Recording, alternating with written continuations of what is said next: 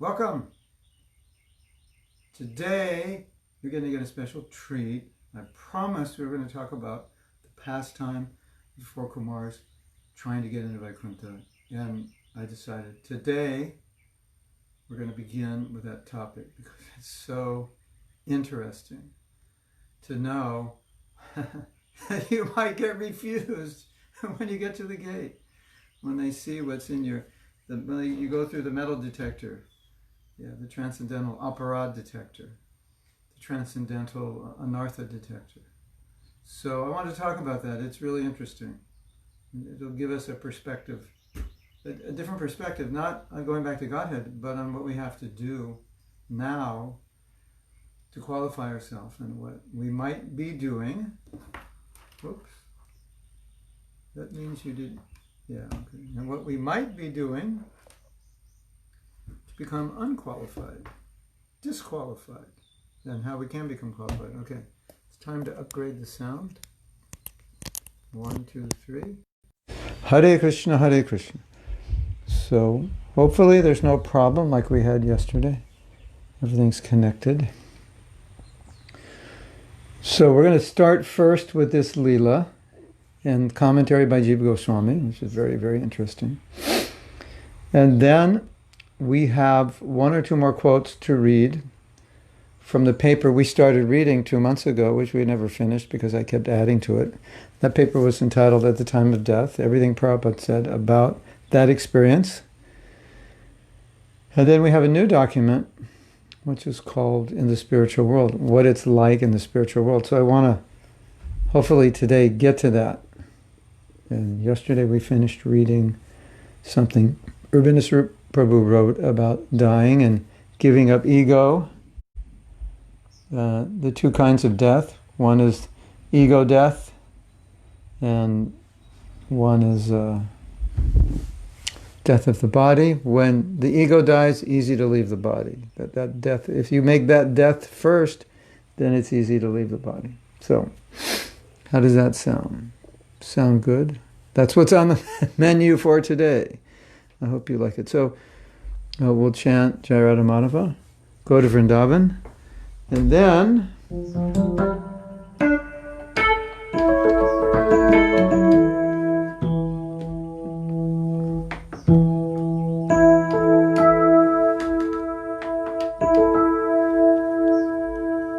go to Vrindavan. Then I had read something yesterday, very interesting.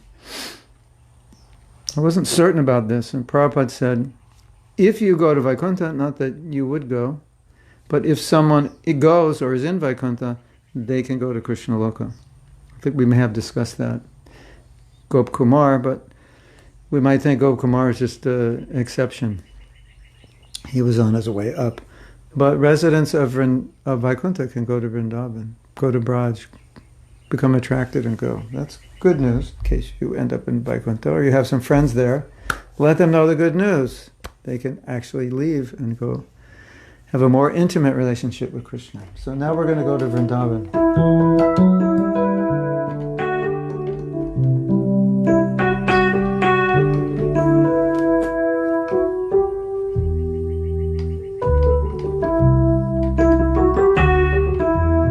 Jai Radha Madhava Kunja Vihari Radha Madhava Kunja Vihari.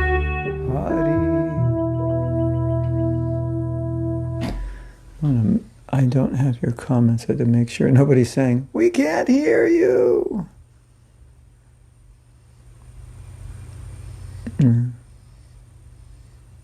Okay. Kamaniya, I don't know if I sent it to you, but it's 4 Kumaras going back to Godhead. I may not have sent it to you. Jai Radha Madhava Kunja Vihari Radha Madhava Kunja Vihari Gopijana Bhava Girivardhari Gopijana Bhava Madhava Girivaradhari Shodhanandana Vrajajana Ranjana Shodhanandana Vrajajana Ranjana Shodhanandana Vrajajana Ranjana Shodhanandana Vrajajana Ranjana Jamuna Tira Vanachari Jamuna Tira Vanachari Jaya Radha Madhava Kunjabi Hari Radha Madhava Kunjabi Hari Vijana Ballabha Girivara Jari Vijana Ballabha Girivara Jari Shoranandana Vajajana Ranjana Shoranandana Vajajana Ranjana Shoranandana Vajajana Ranjana Shoranandana Vajajana Ranjana Jamunatiya Vanachari Jamunatiya Vanachari Radha Madhava Kunjabi Hari Jai Radha Madhava Kunjabi Hari Gopijana Vallabha Girivara Dhari Gopijana Vallabha Girivara Dhari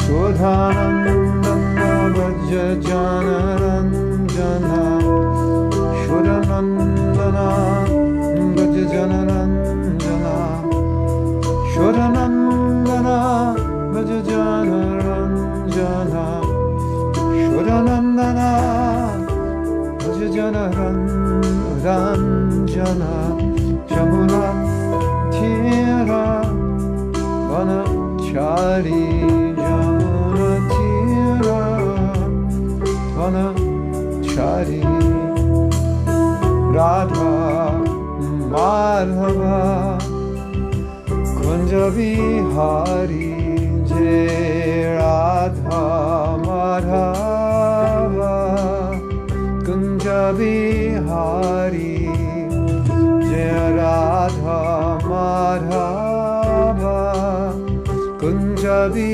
Hari. One more time. Radha Madhava Kunjabi Hari.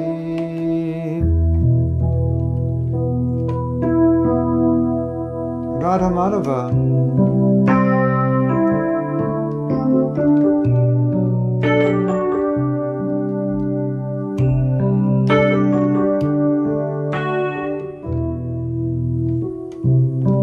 Hare Krishna,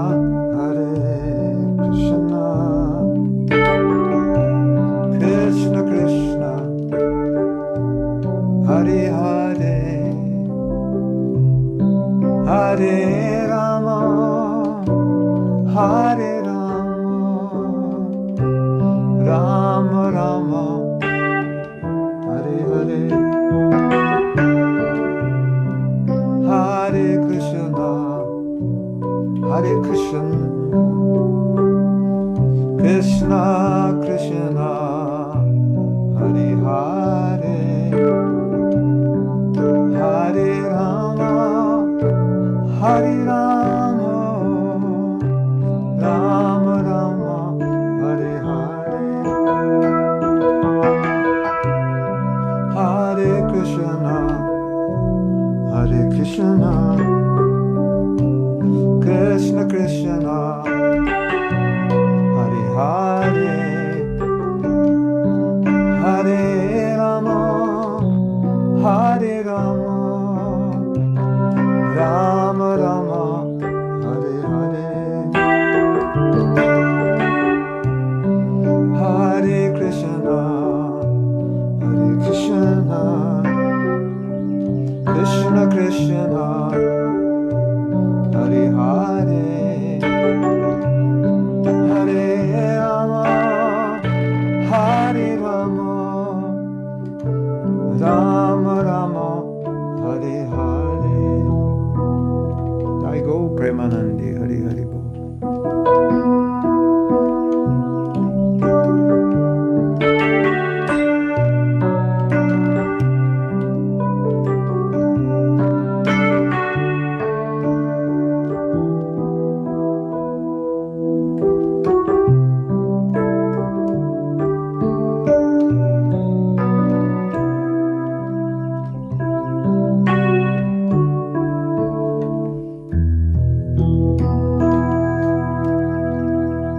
Taigo Premanandi.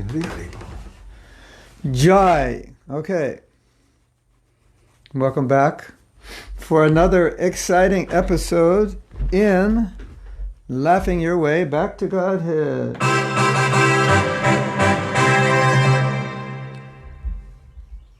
I just have to find the documents. Maybe they're up.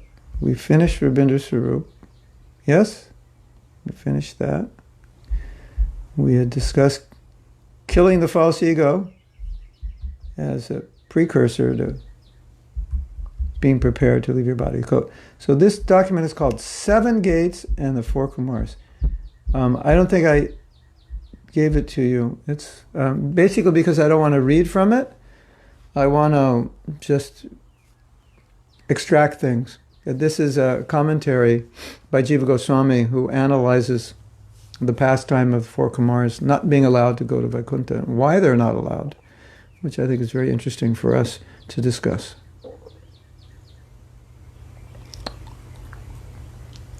Spanish translator, oh yeah. Okay, but I'm not even going to read from it. I'm just going to paraphrase it. But I can send it to you.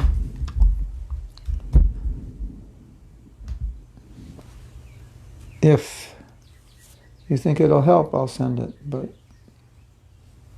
maybe the Sanskrit names will be useful. But then we have to wait for I'm about 60 meters from the router, so it's slow. Da-da-da. Okay, everyone, twiddle your thumbs while we wait for the internet to come up. Twiddle your thumbs and chant some shlokas while you're waiting. Okay, I think it's come up.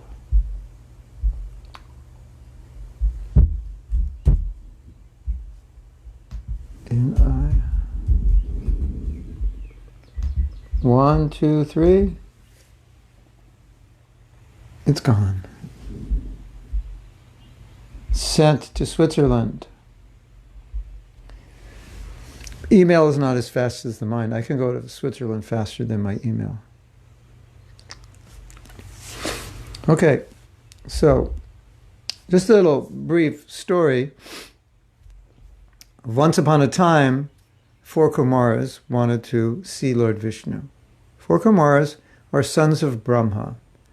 And they decided, we don't want to get married, so maybe the best way to not get married, well, first, Lord Brahma was a little disappointed because Lord Brahma is having children to populate the universe. And they said that we don't want to do that.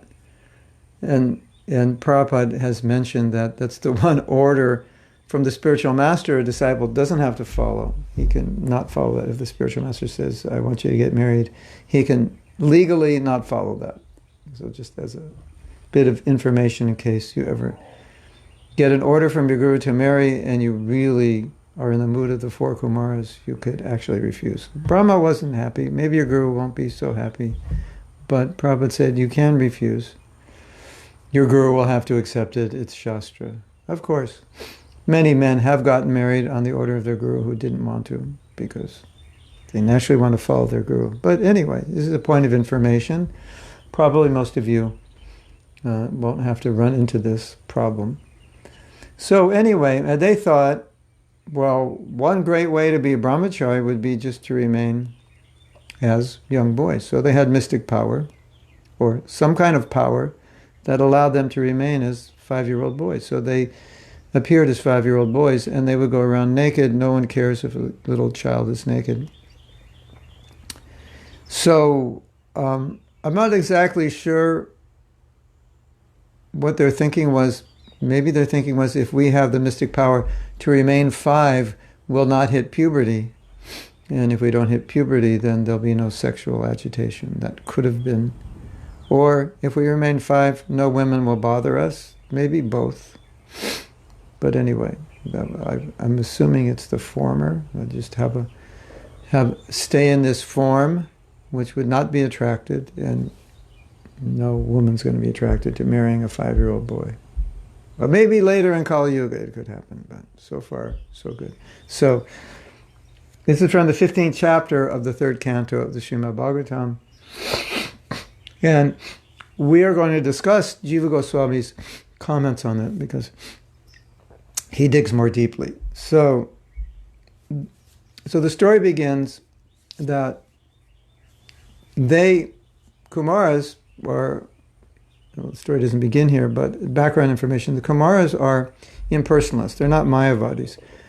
Mayavadis think they're God, think they're equal to God. Impersonalists do not think they're God, but they're attached to the impersonal feature of Krishna, and they know that Krishna exists. They don't deny that, but they're attached to the impersonal feature. Whereas Mayavadis think the impersonal feature is the ultimate, and they want to become that Brahman.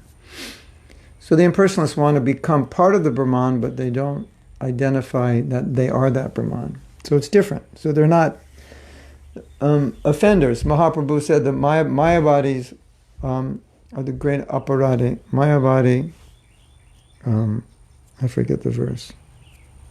The Mayavadis are the greatest aparadis, because they want to become Krishna. But there are bona fide impersonalists who don't want to become Krishna, but they want to become one with Krishna's effulgence. That's their relationship with Krishna. So the 4 Kumars were in that relationship. Interestingly, they wanted to see Lord Vishnu. And they had the power to travel to Vaikuntha to see him. So that's what they did. And as we've been discussing, there are 7 gates. Whoa! 7 gates to pass through. Oh no. 7 gates to pass through to Vaikuntha. Different stages of bhakti. So they, and different levels of detachment. So they were qualified to pass through 6. Jai and Vijay were guards at the 7th gate.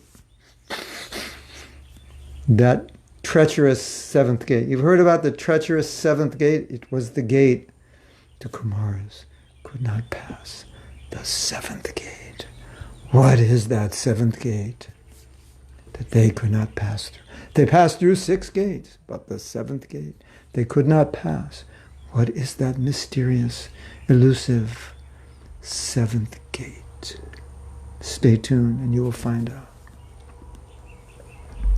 So, as we said, the Kumaras were impersonalists. So they had not connected in devotion to Lord Vishnu, just appreciation of his effulgence and the bliss and experiencing the bliss. It's a Shantaras.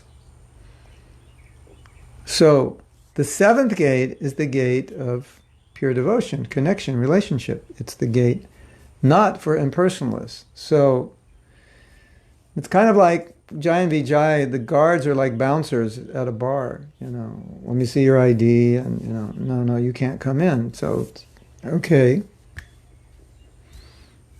you're not allowed here, you young boys. This is not for you. That was the gate of pure devotion. You have to have pure devotion to get through that gate. So here's my thought on this topic. Often we hear devotees say, it's so hard to give up blank, and you can fill in the blank. Or it's so hard to do, fill in the blank, right? I just can't let go of blank. I don't know if I ever can give up blank. I don't even want to give up blank. I'm so fallen, I'm so attached to blank. Okay, so what's the consequence of that? I would say we need to reframe this, because we understand the consequence of not giving up blank is not making it into the spiritual world. I'm sorry, you still are holding on to whatever blank is. Greed, lust, anger, envy, jealousy, resentment, pride, so forth. You name it, right? So when you go to the spiritual world, you're going to have to go through these gates. And if they say, well, you made it through 6, but this last one, I'm sorry, you still have envy. And so you made it that far, and they say, you have to go back. Of course, it may not exactly be that way, but just for the sake of a philosophical discussion, I'm giving this analogy. And so I was thinking that if there's something that's difficult for us to give up, that we say, I can't give up, or it's I don't know, or something to do, and I say, it's just so hard to do it. Start thinking that unless we drop those things which are antagonistic to bhakti, and do the things which we need to do to purify ourselves, then we're going to come to the gate, and they're going to say, I'm sorry, you can't go through because you're still holding on to lust, greed, anger, envy. So those very things that we just say, I just can't give up, are the very things we need to give up in order to go back to Godhead. And therefore we should want to give up. And therefore when they appear, rather than say, I can't give them up, we should say, okay, here's something difficult. It's an opportunity. And this is something, if I carry with me, I'm just not going to make it back to Godhead. It's going to be an impediment. So all the things that we say, I just can't give up, are the very things that, if given up, enable us to enter in Krishna's eternal Leela. And so, if you think about it, then, okay, I'm attached to whatever it is. Lust, envy, anger. I just can't, I'm so angry, I can't give up my anger. Put it in this context. If you don't give it up, you're so attached to it, you won't give it up, you don't give it up, that's going to keep you here in the material world. If you give it up, you'll make it through those gates. If you give up all those things that you say, I just can't give up, you'll make it through the gate. And then we frame it in this context also. So, what am I getting from it? What am I getting from my lust? What am I getting from my envy, my resentment, my anger, whatever, jealousy, whatever it is that we're holding on to? What am I getting from it? Ultimately, we're just getting another body. That's all. That's all ultimately we're getting from it. We're getting some perverted form of sense gratification, perverted form of happiness. If we become happy through lust, anger, greed, envy, jealousy, resentment, dishonesty, and so forth, it's a very perverted form of pleasure, isn't it? And even to call it pleasure, it's not correct. It's not really pleasure. It's just we're torturing ourselves, tormenting ourselves with these qualities. So what do we get from them? We get torment, torture, misery, unhappiness. And on top of that, for dessert, we don't get to go back to Godhead. So it doesn't make any sense at all. So when these things are infesting your heart, if you put it in this context and think, oh, here is something that could potentially block me from going back to Godhead, I really need to just let this go. I don't need it. Raise your hand if you need resentment. Oh, I didn't see any hands. Raise your hand if you need anger. Raise your hand if you need lust. What about envy? You need envy? Does that help you? Raise your hand. Like, you really need it? Of course, from the material perspective, we might say, oh yeah, if I'm angry, then I can conquer somebody. If I'm envious, I can surpass that person. But we're not talking about getting ahead materially. We're talking about getting out. So these qualities, they're employed transcendentally in Krishna's service. They'll just keep us here. And so what are you getting from those things? Just think, what am I getting from it? A lot of suffering, basically, when it comes down to it. When you think about it. And if I give those up, what will I get? Oh, then when I go through those 7 gates, they'll say, okay, go ahead, go ahead. And if they say no, you have lust in your heart, you'll probably think, I'm a fool to have brought this here with me after this life. So maybe this can serve as an impetus for all of you to, when you're challenged with that, I could never give this up. Well, this is probably the thing that's going to give you another body. And as I've often said, and I think this is so important because it's so true, if the this that you can't give up is not given up, the this comes with you into the next life, and then you have to do it then. So why fail the class and have to take it over when you could just pass now? So it's not like the this just goes away. It goes away when you detach, when you advance in Krishna consciousness. Then it goes away. That doesn't, so if you, I like to analyze things this way because I think we could actually analyze our way out of Maya. You agree? You could actually analyze your way out of Maya because if you look at it carefully and you examine it from different points of view, you have no real reason to be in Maya, no impetus. But if you don't analyze it, then Maya will give you so many reasons. Oh, I'm so attached, I can't give it up.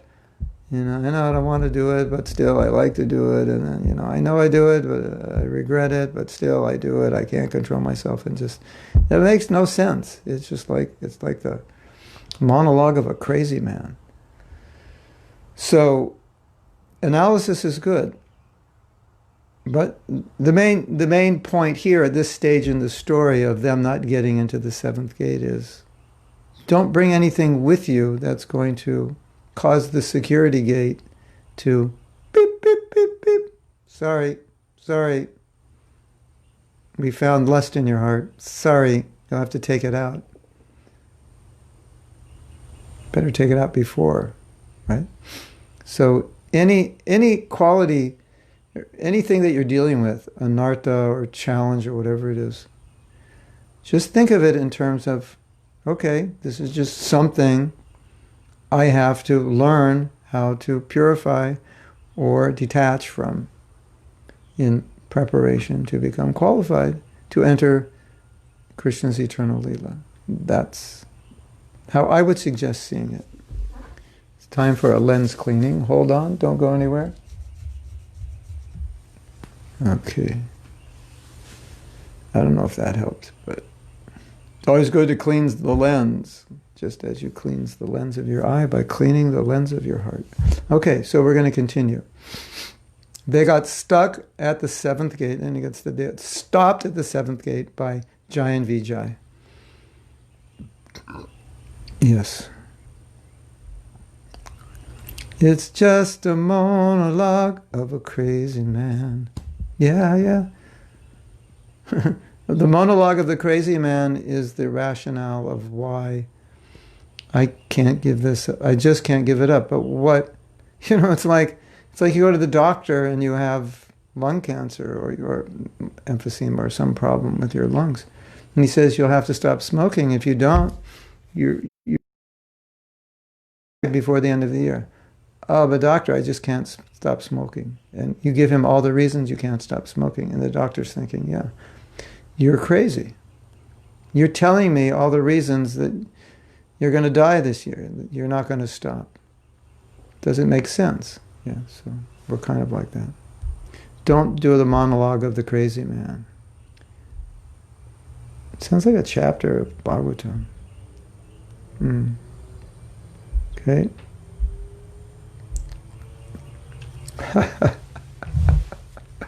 They're called Digambara. Digambaras. And Digambara means, because they had no clothes, Digambara means the 4 directions are their clothes. Interesting, right? Where are your clothes? Oh, up, down, east, and west. Those are my clothes. The air is my clothes. I am now reading from paragraph 1, 2, 3. So we just finished paragraph 3. And the devotee who I was reading, who wrote this, he said something funny. Maybe this is Indian or his sense of humor, or I don't know. He said, the only clothes that the four Kumars wear were their birthday suits. What is your birthday suit? Yeah, no clothes. That's your birthday suit. Okay. So, so the first reaction of Jai and Vijay was, who are these little naked boys? Like, they don't belong here. Like, who do they think they are trying to get in Vaikuntha? Yeah, it's like, that was like their immediate reaction. Like, whoa. I mean, you know, they're the Vaikuntha bouncers, you know, like, you're underage and unqualified. So that was their immediate reaction.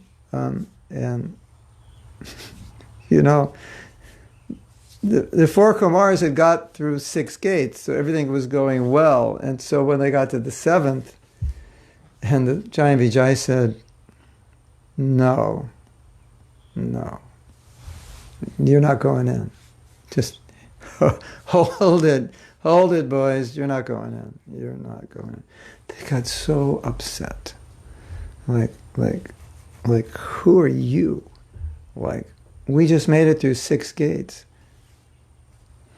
And Prabhupada says, the four Kumars, the Jai and Vijay were thinking, the four Kumars are not qualified to enter Vaikuntha. And the four Kumars were thinking, Jai and Vijay are not qualified to be guards in Vaikuntha. They don't know what they're doing. And as I mentioned yesterday, because they were Brahmanandis, they were, you know, beyond duality, they didn't understand transcendental variety. So when Jai and Vijay were judging them, they were thinking, they're not very transcendental because you should see everything as one, and you're judging us as young boys and discriminating against us. You don't see the oneness of all, the Brahman in everything and everywhere and everyone. So that's how they were thinking. They couldn't understand. So they thought, these guards are not qualified. They're not even Brahman realized. That's what they were thinking. Okay. Interesting, right? They thought, you know, if you're Brahman realized, you have equal vision. So now it's time for some background information.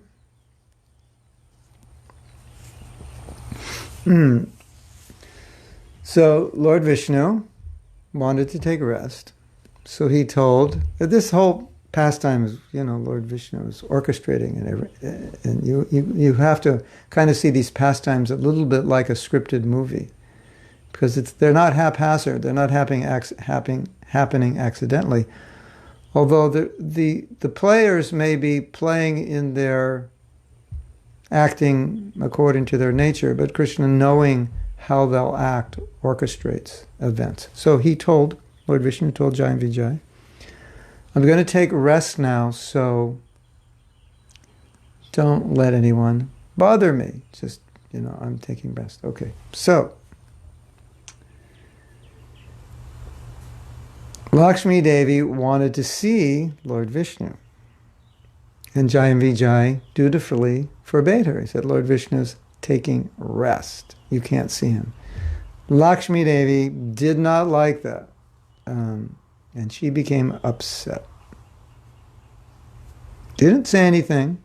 You know, this is like when you're cultured and you get upset, you hold it inside of you and you deal with it in a mature way. So they didn't say anything. You stupid fool, who are you? I'm the wife of Lord Vishnu. How dare you? She didn't say that, but she was upset. She wanted, you know, can you imagine, ladies, you want to see your husband, and then the guards at your house, your security guard says, no, he's sleeping. He told me to block the door. You can't. What do you mean? You can't? I can't see my husband? So it's described that as a cultured woman, she did not get upset with them, but she lodged a complaint to her husband, Lord Vishnu, that they acted improperly, at least according to her. Okay, so that's what happened. And she was hoping by doing that, as a good husband, he would chastise them. And by being chastised and corrected, she would be satisfied that they would have understood they did the wrong thing. And that would be never happen again and be rectified like that. Okay. So, how could Lord Vishnu chastise Jai and Vijay if he told them that he's taking rest and don't allow anyone to come see me? How can he chastise them? He can't, because they just did what he told them to do. Okay. And he also thought, if I chastise them, then it's going to make me appear henpecked. And so that's my henpecked husband. And that as Lord Vishnu, not a good profile, right? If you're God, maybe to appear as a henpecked husband may not be good for people in general to see that. Not that he wouldn't mind doing that, but anyway, that was his thinking. This is not good. I can't appear to Jai and Vijay like I'm controlled by Lakshmi. That's not going to work for them. So,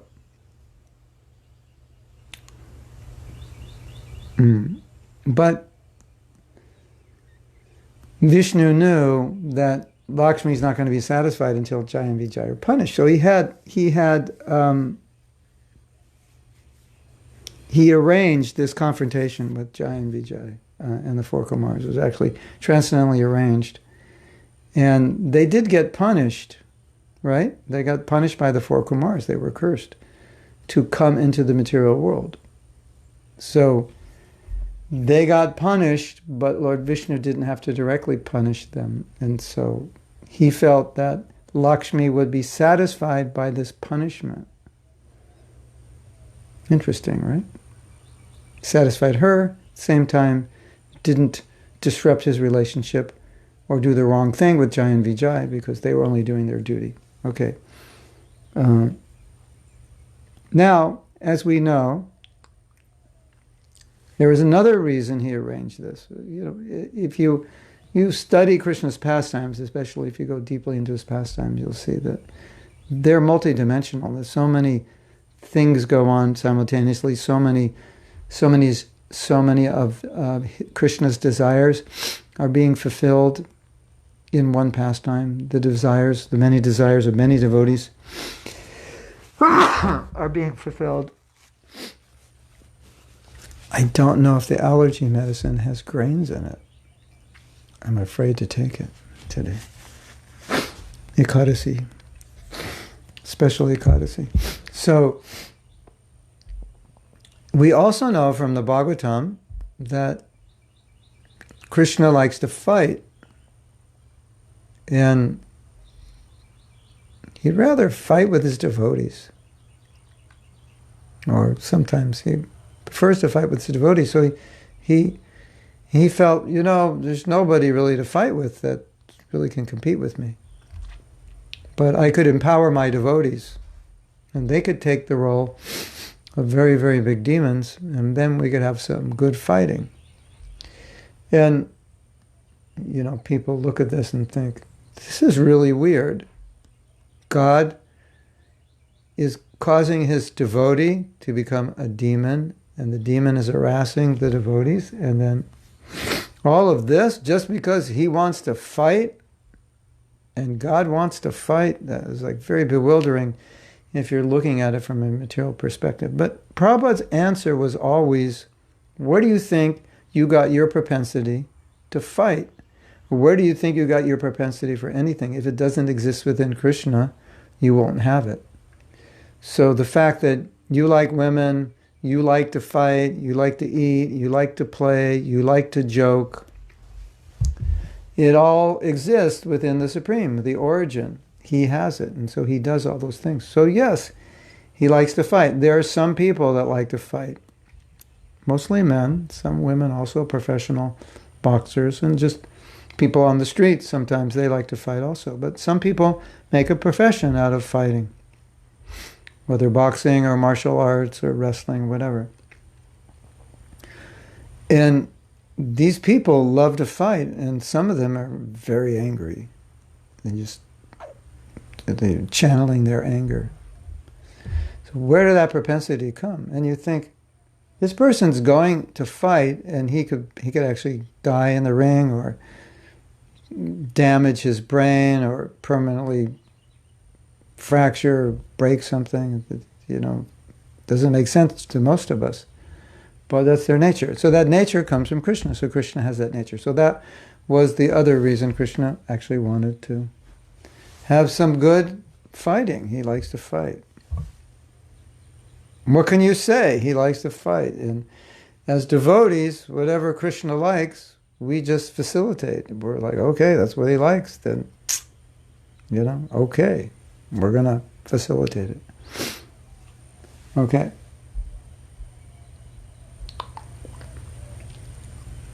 So this is what happened.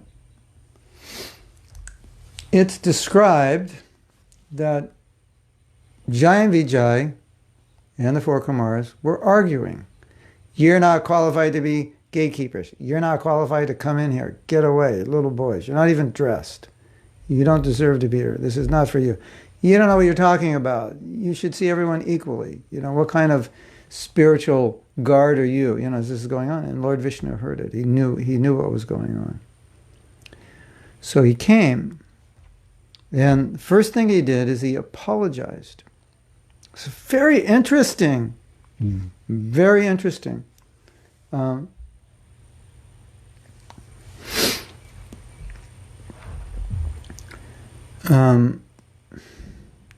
Many interesting things happening here. One thing was, he knew Jai and Vijay were in the right and the Kumars were wrong, but the Kumars were guests, so he sided with the Kumars. You treat your guest like your guest, according to Vedic culture, is to be treated like God. God has showed up. Invited, uninvited, God has showed up, treat him like God. So he sided with the Kumars. Internally, he was siding with Jai and Vijay. Okay? Now, the next thing he tells the Kumars is that I'm apologizing on behalf of my people. In other words, Prabhupada said, if you have someone who's representing you and they do something wrong, then you have to take the blame. So Krishna was saying, we're taking the blame. But Jiva Goswami says, very interesting point. He said, he wasn't saying, I'm taking the blame on behalf of Jai and Vijay. He said, I'm taking the blame on behalf of everyone in Vaikuntha. Interesting, isn't it? So what Jiva Goswami says is, Swayo, swa means one's own, swa, oneself. So swayo, if Krishna said, swayo, these two guards, I accept responsibility. He didn't say swayo, which means two. He said swanam, which means all of us. Everyone, I am apologizing for everyone in Vaikuntha. Isn't that interesting? The offense of Jai and Vijay then becomes the offense or responsibility of everyone. That's very, very interesting. And sometimes I think within our organization, we have to be careful because, let's say a leader makes an offense. In a sense, we're all implicated in it. Everyone in the temple is somewhat implicated unless we correct it or can do something about it. So we're responsible. We can't rid ourselves of responsibility if we're connected within an organization. We want to try to do something to correct it.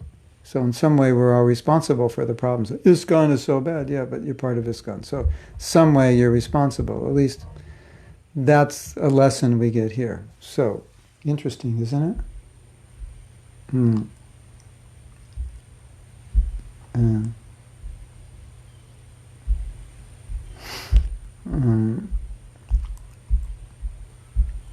So,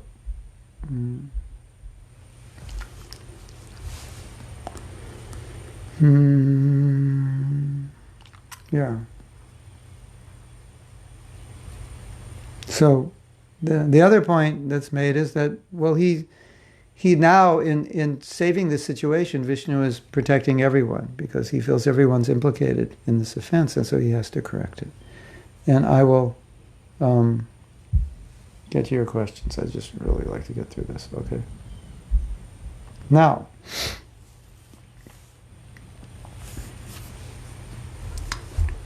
Garuda was with Vishnu, and Lakshmi was with Vishnu.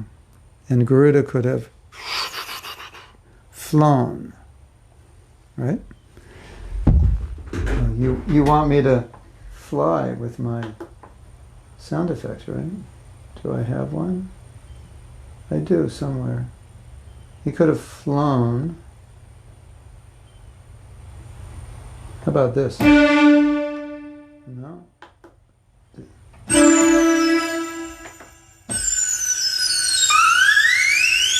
Yeah, that's what Garuda sounds like when they fly. He could have flown on Garuda, but he didn't. He walked. And not only did he walked barefoot. And there's a reason, because Krishna is not whimsical. Everything he does, it's well planned out. So let's find out why.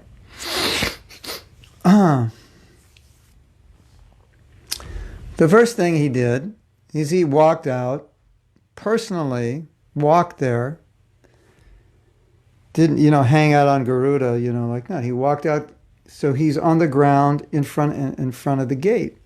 He walked out of the gate, and he blocked the gate. Interesting, right? So he's blocking the four Kumars, but he's apparently taking their side. Like, I'm sorry. He apologized to them and said, "I'm sorry on behalf of my servants." But he's blocking the gate, number one. It's not letting them in. Number two, they wanted to see his lotus feet. They were dying to see his lotus feet. Of course, Lord Vishnu knows everything, right?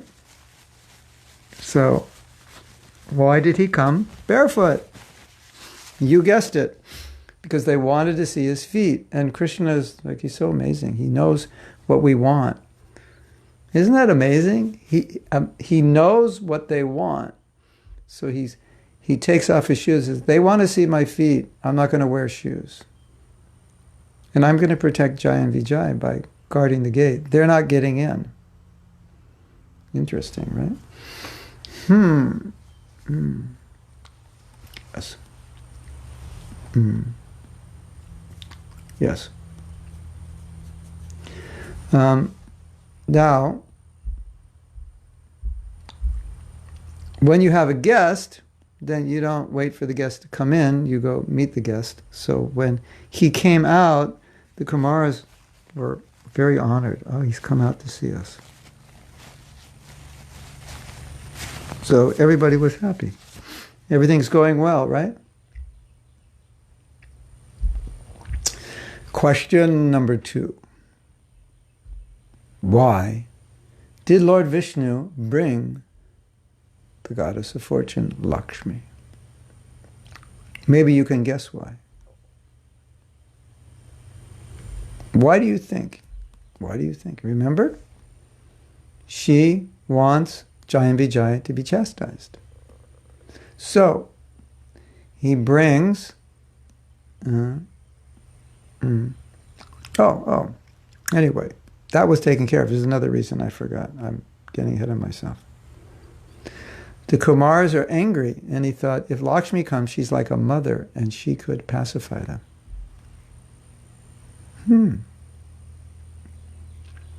Women are good at dealing with boys, right? Another explanation, Lakshmi was interested. How is Lord Vishnu going to deal with this? This is a difficult situation. And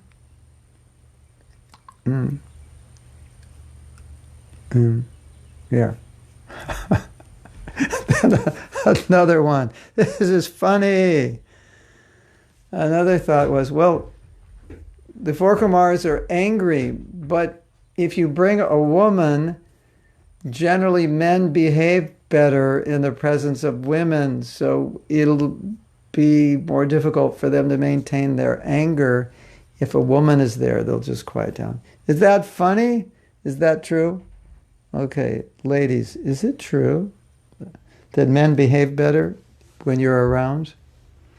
You might say, I don't know, because I wasn't around. I didn't know what they were doing before I was around. But anyway, that was, be as it may, that was Lord Vishnu's consideration. We'll bring Lakshmi because men will behave better in the presence of women. Parker, is that true? You live in an ashram, it's like half, you live in a temple, half the devotees are women.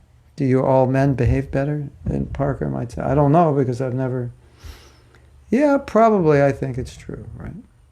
It must be true. Vishnu wouldn't make a mistake. Okay.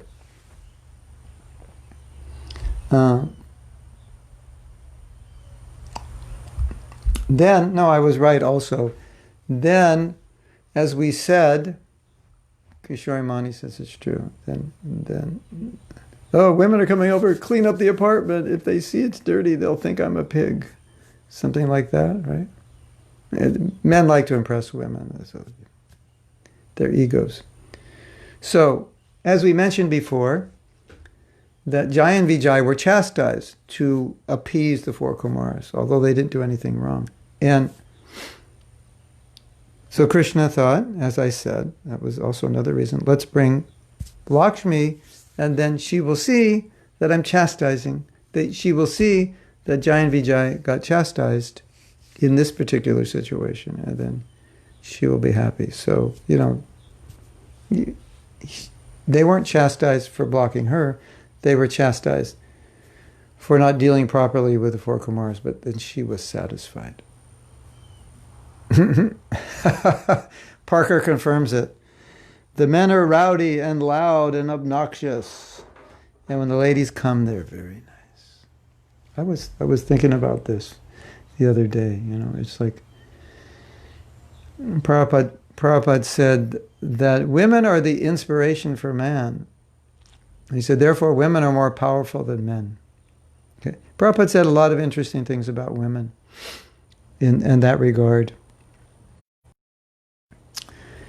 It's so funny. I've been accused of being a feminist. So the first time I got accused of being a feminist, I had to look up what a feminist was. I actually didn't know. I never really thought in those terms.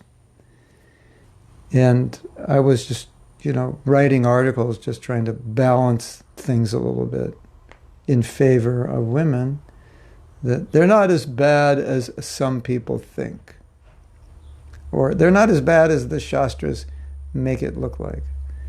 And some people, they didn't like that I said that. They're like, no, you can't say that about women. But it's interesting when you study the things that Prabhupada says about women, especially devotee women. It's like amazing things he says. And that's one of the most amazing, that he said that they're more powerful than men. Interesting, right? So look at the power they have over Parker. Just by their presence, he will behave himself properly.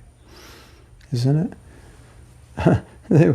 We were once in a seminar, and we were talking about, how sometimes women are demeaned, or, men want to put them in their place. And it's funny, because you can't really make them second-class citizens, because men are completely, men want to be the macho, but men are controlled by women. If it's not externally controlled, then they're thinking about them. Or they're thinking how they don't want to think about them. I never think about women. I just think how I never think of women. Okay. You never think of women. And the way you never think of women is you think about never thinking of women. And that means you never think of women. I'll have to think about this one. It seems to me you're thinking of women by thinking about never thinking of women. So Maya's world is dominated by women everywhere. They control men. So the idea that men are actually controlling women, whenever that comes up, I just laugh. I think that's the funniest thing I ever heard. Because even if you're talking about how we men, we control women, you're being controlled by women because now you're talking about how you control women instead of talking about Krishna. So it's like, it's just funny for me. I find it funny. This is funny, you know, they're like, yeah.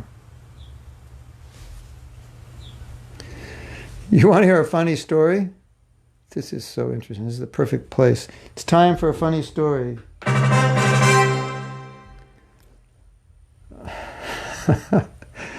I won't mention any names just to protect the innocent.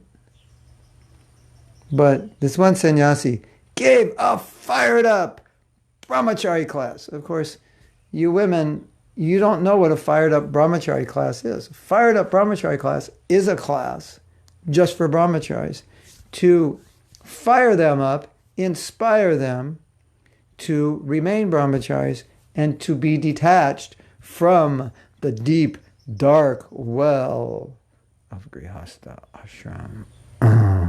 I need a sound effect for that. Hold on. We need like the brahmachari fired up class, detached. Don't be attached to women and don't ever enter that dangerous grihastha ashram.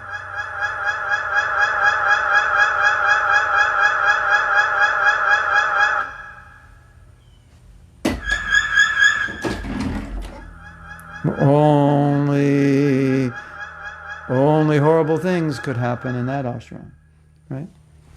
So, ladies, this is going to depress you. I don't know if such classes go on now because the last brahmachari class I gave was about 5 years ago, but it wasn't about this topic. But that used to be the brahmachari, you know, we're having a brahmachari class, you know, it's just like, okay, what's the brahmachari class? It's just like, it's to revitalize your renunciation. So how are we going to revitalize our renunciation? Well, one good way is to talk about Krishna. No, we're not going to talk about Krishna. We're going to talk about how women are Maya. Really? We're going to talk about how women are Maya. How their beautiful faces are Maya. How their raised hips are Maya. Their raised breasts are Maya. Their eyebrows are Maya. Their beautiful features are Maya. So, interesting brahmachari class, isn't it? And so, at the end of the class, the sannyasi said, "How did you like the class?" And the devotee said, "Maharaj, I'm much more agitated now sexually than before the class because all you were talking about is women and sex. That's it. I'm brahmachari. I don't think about women and sex." Well, you must be thinking about it now because you just said you're not thinking about it. So, yeah, isn't that interesting? How did I get off on that? I completely lost track. Yeah. Oh, we were talking about men are better behaved in the presence of women. I think it's kind of a shame. There's so many, you know, like if the men look at their mother, fired up brahmacharis, yeah, they're so fired up they explode. That's the problem. Okay, let me tell you a story about a devotee in San Diego. I think he became a devotee when he was like 35. And his name became Narottam. I love Narottam. I always say, if I'm ever stranded on an island and I can only choose one person, he's the one I would choose. He knows how to do everything, and he's equipoised, and he's just like everything's okay. You know, it's like we can deal with it. And he had many girlfriends before he was a devotee, and you know, I don't think he ever got married, but he was like, he had enough. He had enough halava. He didn't need more halava. He ate a lot of halava. He's over halava. So he was such a gentleman, such a nice person to everyone, and he treated everyone equally. And he treated the women so well, so respectfully, just as he treated the men. You never saw any difference in how he treated anybody. He was really equal poised. And I always said, he is the perfect example of a brahmachari. He's respectful. You never saw any aversion towards women. If you talked with him about women, there was never aversion. It was just like, I'm happy being single. It's not like, oh, I'm single because those women, they're so this, they're so that, just makes me sick to see them. Not that kind of single. That's like, repulsion is always the other side of the coin of attraction. So when there's repulsion, the person's attracted. Otherwise, why are they even bothering with it if they're neutral? So that's a real brahmachari. A real brahmachari he's not adverse. He doesn't maintain his renunciation by being adverse. Those who are not brahmacharis, who are trying to keep as brahmacharis, then we have to inject them with aversion. Okay, brahmachari class, get your dose of aversion. Yeah, those women. Yeah, they're just lusty.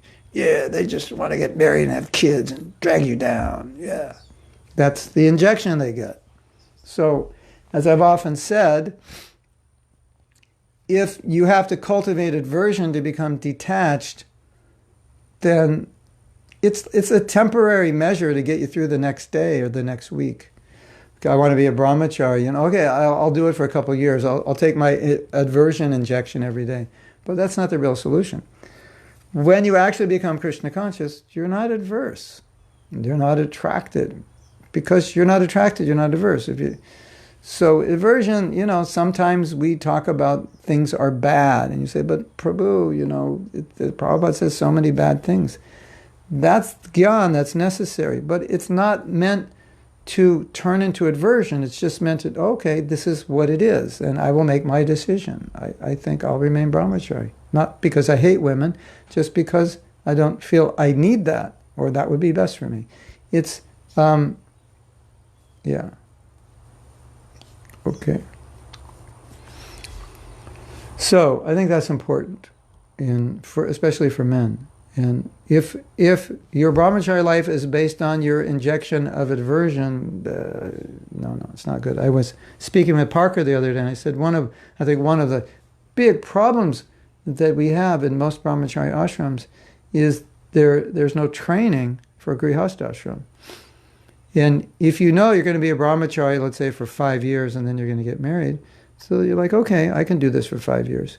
You don't have to take the aversion shots, because in 5 years you're going to get married and you're not adverse to women anyway. It's just a decision now. It's not the time in my life I want to be with a woman. It's not that I think I don't want to be with one in the future. So I don't need the aversion shots. It's not going to help me. If I've already committed to 5 years, I know what I'm doing. When you don't do that, you need the aversion shots, though, because you're thinking, a lot of young men are thinking, I'm going to do this my whole life. Yeah, right, you're going to do it your whole life. How many American men have remained brahmacharis their whole life? You have 10 fingers, probably less than that. You can count them on maybe one hand. Of course, some of them took sannyas, so it minimizes the number. But off the top of my head, I can think of 3 men who are brahmacharis, my godbrothers, who always remain brahmacharis. There's not a lot. So, and they don't have to take aversion injections. Aversion, not adversion, aversion. Yeah, they don't have to take those. So that's the idea. Okay. Yeah. You know my song? I'm a brahmachari, I chant the name of Hari. You ever heard my song? It's amazing. Yeah. We have fun.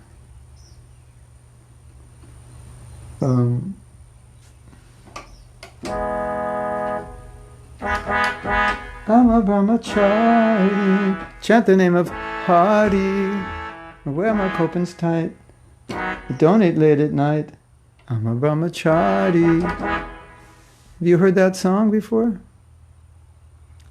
I don't think I ever recorded it, but I played it one night spontaneously.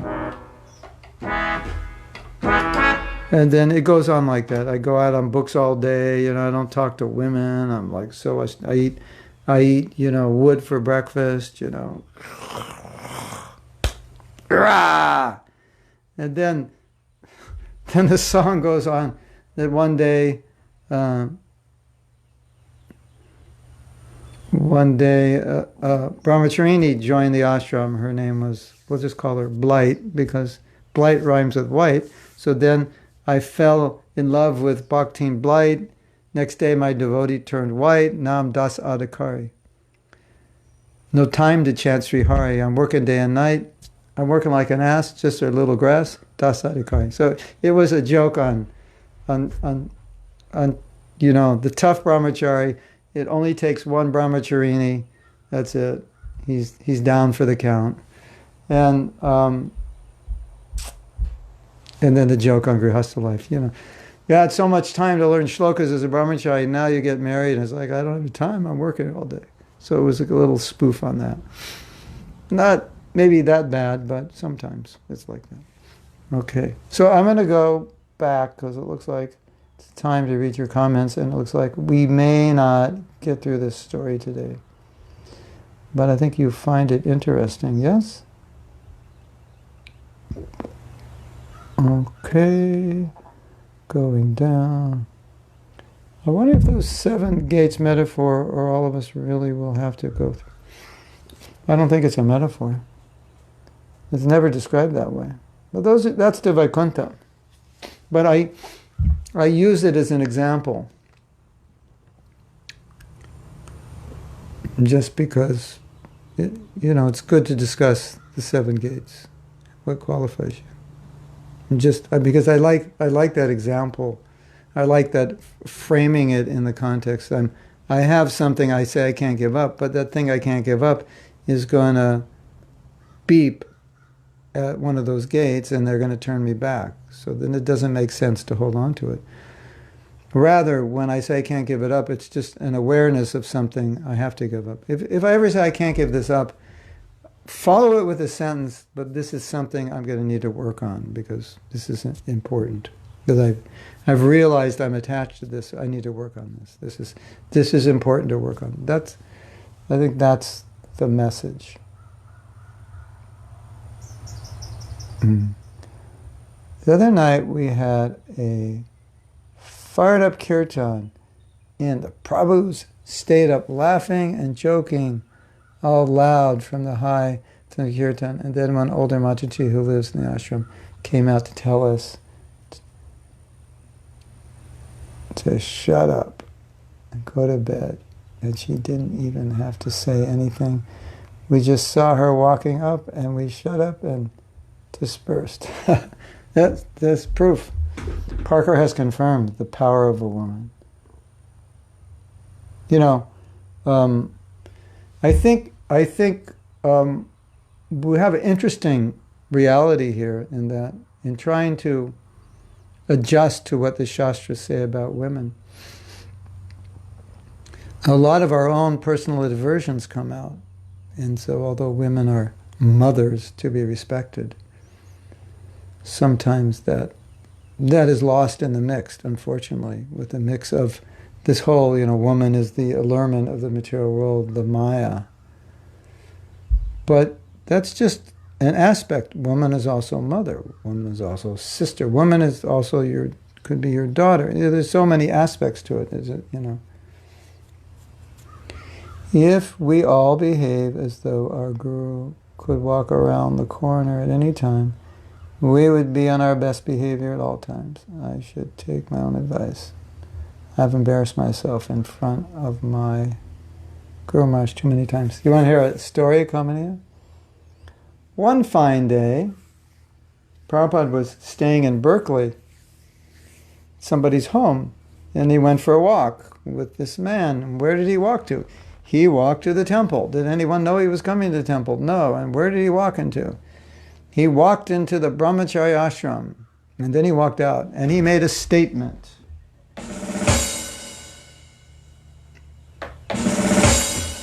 Brahmachari means dirty. That was his conclusion. After walking, if we knew he was coming, we would have cleaned the ashram. He surprised us. And he uttered the sacred sutra found in all the Vedas. Brahmachari means dirty. That's a joke.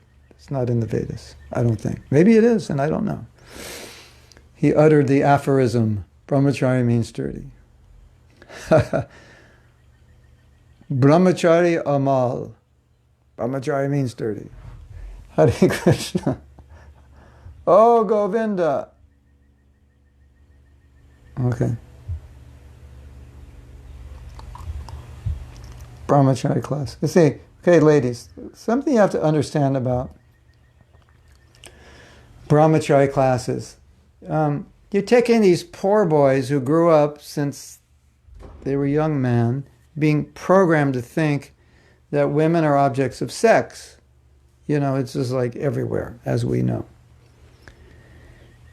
They're getting it from advertising, they're getting it from movies, they're getting it from books. At worst, probably the worst thing, aside from all the music and movies, is they're getting it from their friends. So that's how they're raised, you know, that's like their samskar, their whole, you know, there's a woman, oh, object of enjoyment, I should enjoy. Now these poor young boys have become brahmacharis trying to do the impossible. And so they're grabbing onto something to keep their brahmachari from exploding into sense gratification. So it's like sometimes that's what they do. They grab onto the rope of aversion because it can help them temporarily. So ladies, you have to understand that these poor young men sometimes just, as I always say, anytime you hear any man say anything negative about a woman, he's really saying, I love you, but I don't want to love you because it's going to be a problem. So better I say, I hate you. That'll keep me like sober and I won't do anything bad. So whenever they say, women this, women that, women that, all they're saying is, I love you so much, I hate you, I love you so much.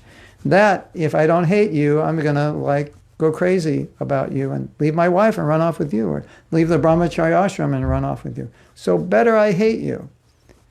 That's how you women have to see it. All that, you know, women this and that. It's all like, we love you. You're so beautiful. You're so attractive. We don't want to see you. Can you go off in the corner in the back of the temple? You have this Shakti that attracts us. Could we not see you? Could you put a curtain over you? That's ultimately what's being said, so don't take it personally. The poor young boys are struggling. Be compassionate, mothers. Okay. Gabriela, you mentioned a very important issue that is respect. We should be respectful with every human being without difference. So we should respect everyone except women. Does that say that on the door of the brahmachari ashram? I hope not. But sometimes it seems so. But I have to say, at Krishna House in Gainesville, this is not a big problem because they've been trained properly. Under the guidance of Alachua Prabhu, you don't have this aversion. You know, it's very balanced. It's probably the most balanced temple I've ever seen in terms of the intermingling of the sexes. It's very healthy. And sometimes what we find, if there's too much separation of men and women, like drastic, it actually causes attraction. Where if it's just balanced, then it seems to be a healthier paradigm, at least in the West. And so that's the paradigm they have there. It's amazing.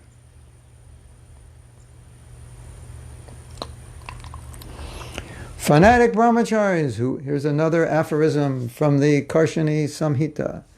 Fanatic brahmacharis who hate women end up as divorced grihastas. A curse. All you fanatic brahmacharis, you have just been cursed by Krishna Karshini. You're destined to become divorced grihastas.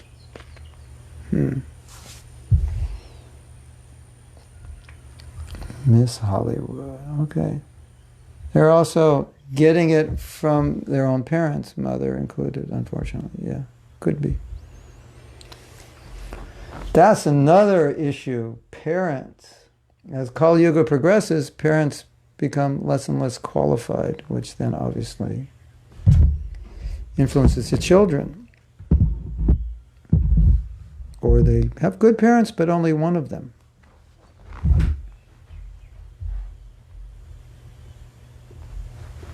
That's the highlight of it, my high-pitched impression of a young brahmachari.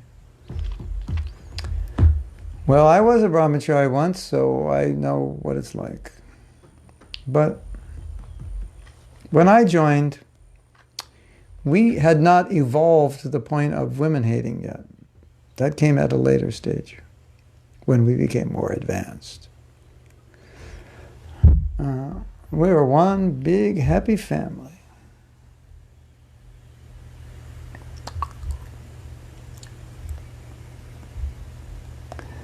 Kamini says, easier as an older woman to understand and have compassion for the naivety of young brahmacharis. It gets significantly harder to accept when they grow into older grihastas and sometimes take up leadership positions in our society.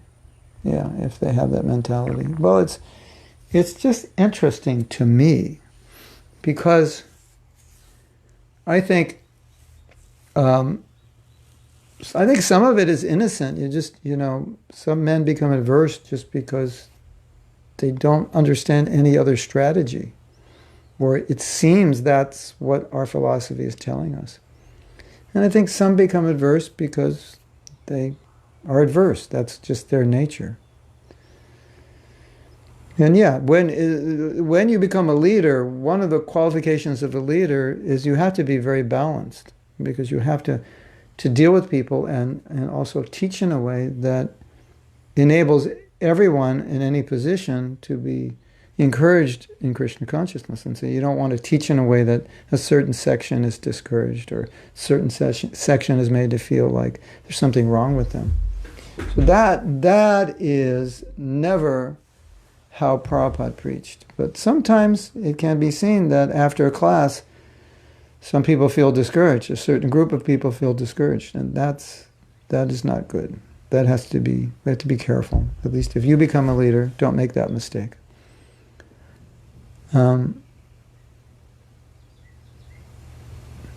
Krishna Karshini says, I don't like the idea of fired up brahmachari classes. Those classes are very detrimental for further marriages of those boys. Brahmachari should be taught how to respect, appreciate women. 90%. We have a statistic here. 99% of those boys will get married.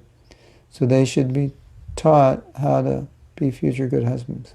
We should not brainwash our monks to be monks. Yeah.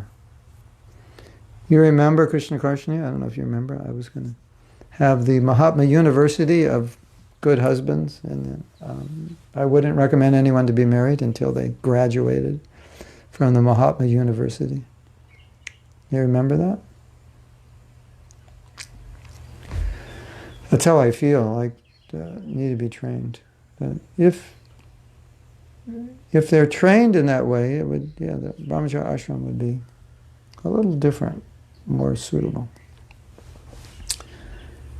It's unnatural in America to have separated ashrams. Krishna House is like a big family. I'm grateful to be here, yeah.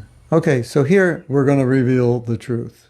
And this is so interesting. Kalakanta Prabhu found that in trying to make devotees, that it was harder to make devotees.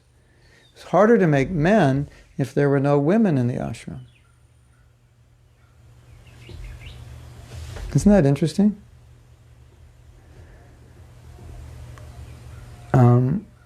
when more women were in the ashram, more men were joining.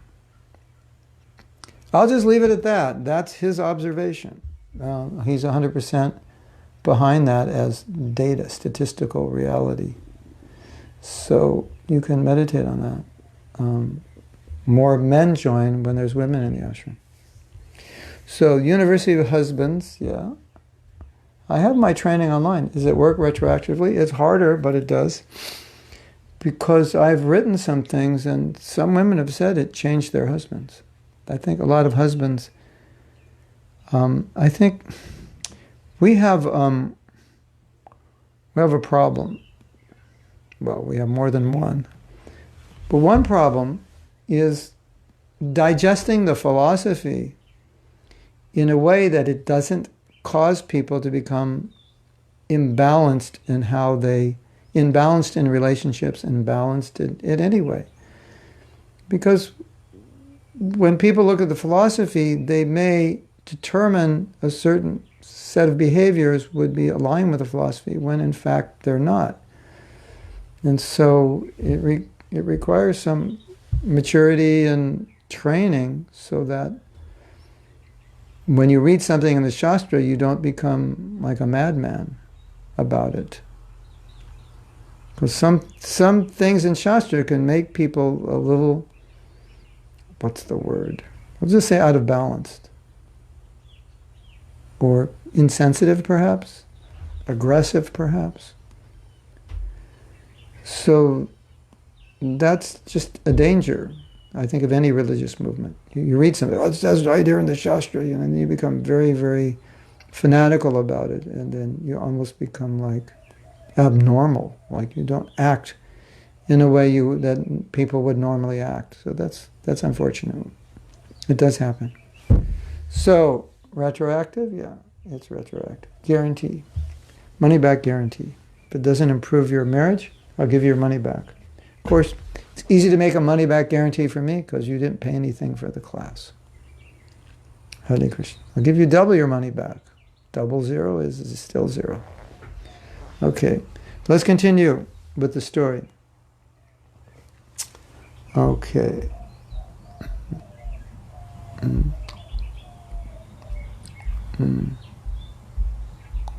So we discussed why he came to the gate with Lakshmi and Garuda, not flying with Garuda.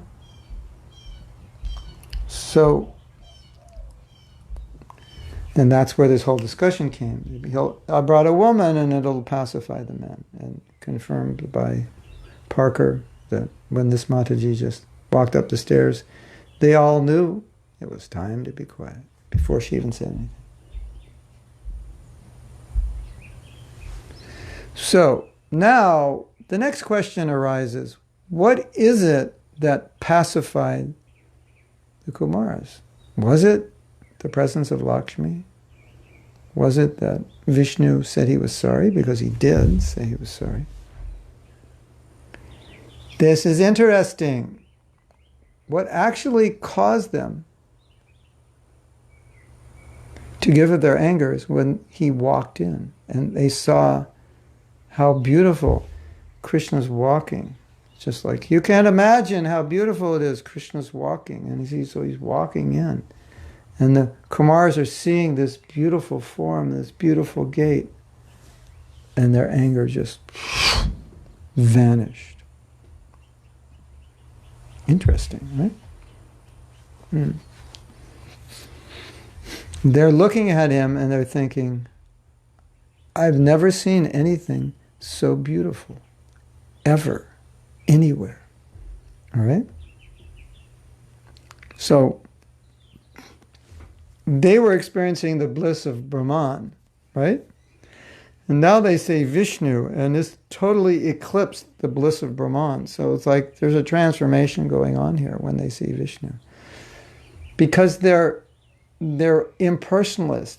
So one reason this story is there are many reasons, but one reason this story is there is to show the impersonalist that the personal form is higher. And it's a higher form of bliss. It's a higher everything.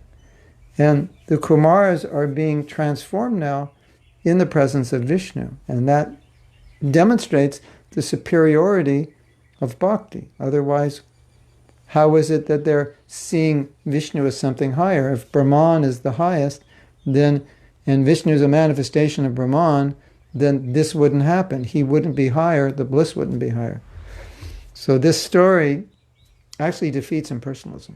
Okay, I see more questions, and we only have 5 minutes, so we'll stop the story here, and we'll go to the questions, or comments, or...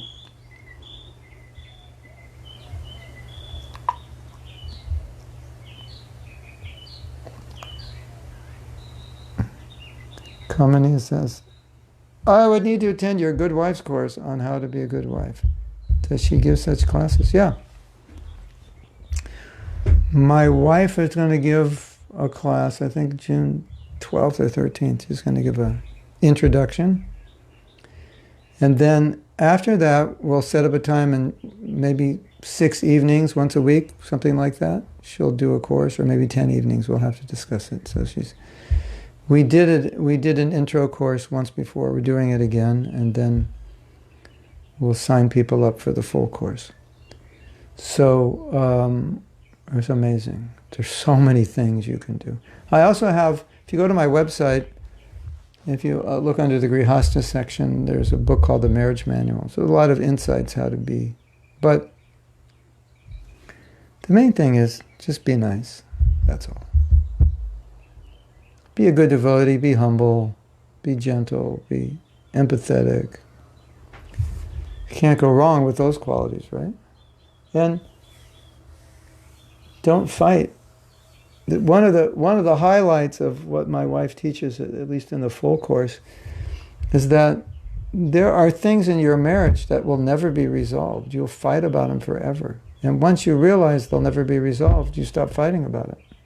Because there's no reason to. It's just there's a difference that's not going to be resolved. And the resolution is it's not going to be resolved. And you live with it. Krishna Kaushini says, we were talking that to get married in ISKCON, someone should have to graduate my marriage class. Making huge, well, any marriage class, not mine, yeah. That's happening gradually, I think. Sri Radha Govinda has created something, and for many, many will want to, or priests who are going to get married couples can say, I want you to take this class before I marry you.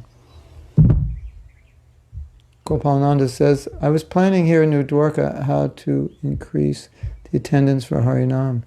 One of your godbrothers advised me just recruit more women and the men attendance will increase. Whoa, ho, ho. And yes, turned out totally true. That is so funny. What a discovery. Dun, dun, dun, dun, dun. The discovery of the day. If you want to get more people involved in your programs, get more women. Gopalananda, there's another discovery. If you have big muscles and blue eyes, you can get more women also. Which then will get more men, so get to the gym, Get out there, Gopalananda, get to the gym, because that way you'll get more men, you'll get more women, and then you'll get more men. Yeah, it's a win-win, right? You'll get healthy, and you'll get more devotees to serve. Kamalakshmi Radhika says, when I joined and moved in the temple, there were only 7 of us. 2 girls, the rest boys. We were like a little family of bhaktas, all brand new, fired up. Stream about class every morning and read Bhagavad Gita together. Together. Then, it was decided that we needed proper training. They brought in a brahmachari, book distributor, put all the boys in saffron, and stopped passing the lamp to the girls. Everyone was gone within a few months. I was initiated and went to Mayapur, and one is still a brahmachari, book distributor, but all others left Krishna consciousness. Yes, I'm sure that's happened multiple times in multiple situations. Anyway, here's the thing. A lot of you are listening to this and thinking, Yeah, you know, this is going on. It's going on. What can we do about it? Well, what you can do about it is just don't create it where you are. And if it's going on where you are, talk about it. Do something about it so it doesn't happen. That's all we can do.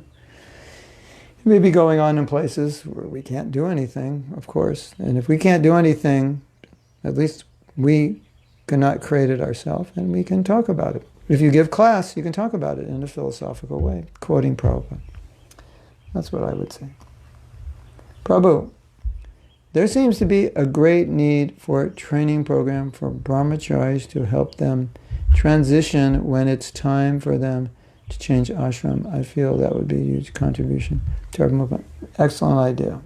I'll get right on it after my other 28 projects are finished. No, I'd love to do it, seriously. I feel that would be a huge contribution to our movement. It would make for more successful. Yeah. Well, I totally agree. And in fact, at the Gurukul in Mayapur, they do that. They teach all the boys about marriage.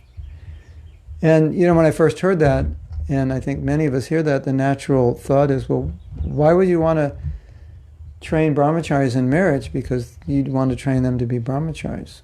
But the understanding is that brahmachari training is for training in life. And so most of them will be married. But the other interesting thing is that when the men who don't want to get married hear about what is required to be married and hear about the nature of the relationship and the psychology of women and so forth, it just confirms that they don't want to get married. So it's not a problem. I'd hate to tell you what I am rubbing off my table now, but I think it's cockroach stool.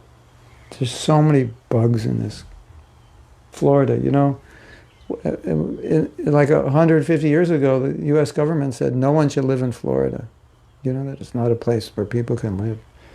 Too many alligators and crocodiles and bugs. I can vouch for the bugs. Anyway, unfortunate, but true. So, what was I saying before I was talking about cockroaches? Yes. Very good idea. I forgot what I was saying. Anyway, it must not have been that important, otherwise I would remember. I would love to attend that, but I can't make evenings. Oh, yeah, she's going to do it. It's going to be done on a Saturday about 10 a.m. our time, which is just a half hour from now. You will find out when. It's probably maybe a week and a half from now. We'll do it. Yeah, it's good. It'll help. I studied what she's teaching, and there's some like very subtle insights in there that are so helpful. But the challenge is to do them. Ananda says, a question about battle. Prabhupada said that variety in this world is more something in the spiritual world. Why in spiritual world is not pastimes of battle? There are, believe it or not, sometimes. I was reading that periodically Krishna goes, in the spiritual world, goes to Mathura and kills Kamsa. Of course, this Kamsa kind of appears for the Leela and then disappears. So, sometimes it does happen, but it's more exciting in the material world, I think.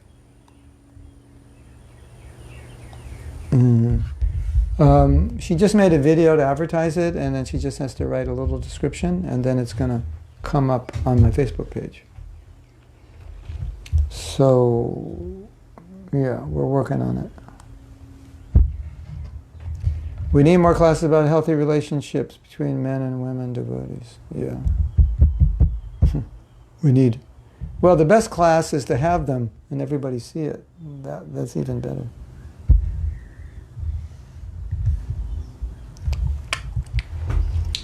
We definitely need. And Gabriela, you're going to be one of the teachers of that class, right? You're saying, am I? And I'm saying, you are. It'll happen. Whether today or next year.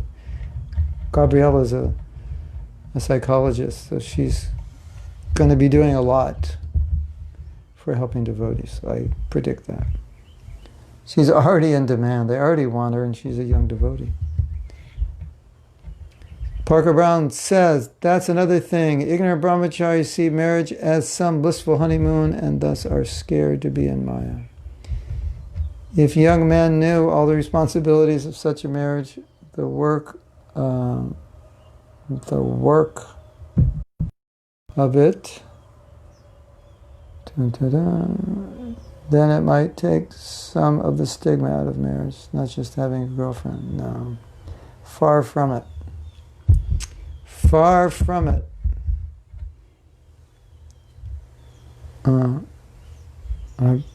Promote your wife's classes in Sadhvi Sangha? Yeah. For sure. For sure. Okay, it's time to end. So today's schedule is I have a class at 10:30 on the mercy of Lord Chaitanya, or why his mercy is better than anyone else's. So I think that's advertised. I think it's going to be on Zoom, but then I think everything is going to end up on my Facebook page. Then after that class, guess what? We have another class on the verses 9 through 11 of the Upanishad, which reminds me I better read those verses now, because I may not have time before the class. The Upanishad like 2 months ago, so it's pretty fresh in my mind. And I'm not famous for preparing a lot for classes. But, and then so that's at 12 o'clock, 12 to 1, this is New York, Eastern Standard Time, my time, 12 to 1, we'll have a class on Upanishad, verses 9 through 11. We'll have a class on Lord Chaitanya's mercy at 10:30 to 11:30, approximately. And then tonight at 7, we'll have class on forgiveness. That how resentment burns the pot, destroys the pot that contains it, and how it destroys you. The destructive properties. Okay? So that's the plan. And hope we learned something today. We'll finish this tomorrow, this story. It's a nice story, huh? There's a lot in there. But definitely, issues with women are sensitive. They always have been, always will be, and sensitive. It's sensitive for us as devotees, trying to balance our philosophy and be respectful and so forth. So yeah, it's so important. So important that we upgrade our environments and culture to a place where everybody feels inspired, everyone feels comfortable, and everyone feels respected and appreciated. That's very important. And everyone has opportunity to serve according to their inspiration. Okay, thank you very much. Srila Prabhupada ki jai.